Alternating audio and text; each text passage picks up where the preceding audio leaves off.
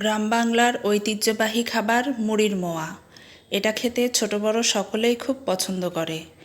একসময় গ্রাম বাংলায় শীতকালে নতুন গুড় উঠলে পিঠা পায়েসের পাশাপাশি মুড়ির মোয়া তৈরিরও ধুম পড়ে যেত। এটা তৈরি করা খুবই সহজ। আমি একটা প্যানে কিছুটা গুড় নিয়ে মিডিয়াম টু লো আঁচে জাল করে নিচ্ছি। গুড়টা টকবক করে ফুটছে। আমি স্প্যাচুলা তুলে দেখে নিচ্ছি গুড়টা মোয়া তৈরির মতো হয়েছে কিনা। যখন দেখব গুড়টা স্প্যাচুলা থেকে পড়ার সময় সুতার মতো হচ্ছে, তখন মুড়ি দিয়ে দেব। এখন গুড়টা মোটামুটি প্রস্তুত। চুলাটা বন্ধ করে মুড়িগুলো ঢেলে দিলাম। মুড়িগুলো ভালোভাবে নেড়ে দেব যাতে করে সবগুলো মুড়ির গায়ে গুড় লেগে যায়। আমি এখানে খেজুরের গুড় ব্যবহার করেছি।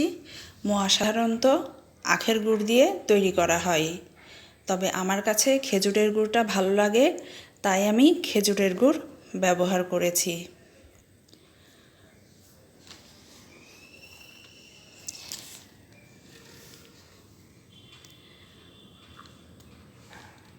এবার চুলা থেকে নামিয়ে মোয়া তৈরি করে নেব।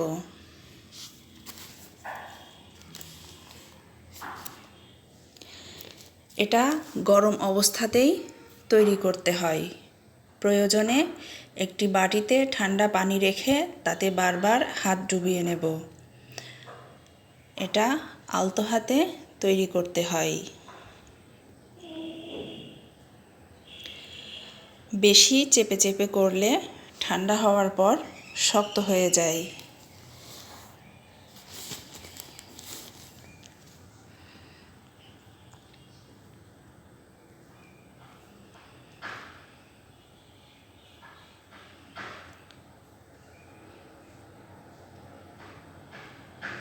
এজন্য আমি বারবার হাত ডুবিয়ে নিচ্ছি ঠান্ডা পানিতে, তারপর মোয়াগুলো তৈরি করছি।